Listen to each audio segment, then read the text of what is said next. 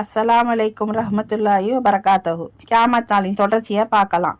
தஜ்ஜாலின் கொடுமை தலைவிரித்தாடும் போது ஈசா நபி அவர்கள் வானிலிருந்து இவ்வுலகுக்கு இறங்கி வருவார்கள் என்பது 10 அடையாளங்களில் ஒன்றாகும். தஜ்ஜால் இவ்வாறு ஆட்டம் போட்டு கொண்டிருக்கும் போது ஈசா நபி அவர்கள் வருவார்கள் என்பதை நபிகள் நாயகம் ஸல்லல்லாஹு அலைஹி வஸல்லம் அவர்கள் பின்வருமாறு விளக்குகிறார்கள்.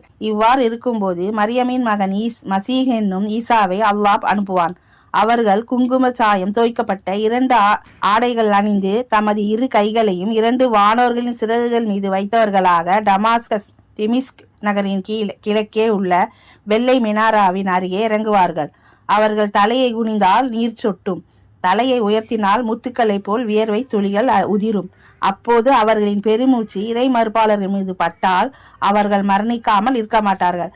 அவர்களின் பார்வை எட்டும் தொலைவுக்கு அவர்களின் பெருமூச்சு செல்லும்.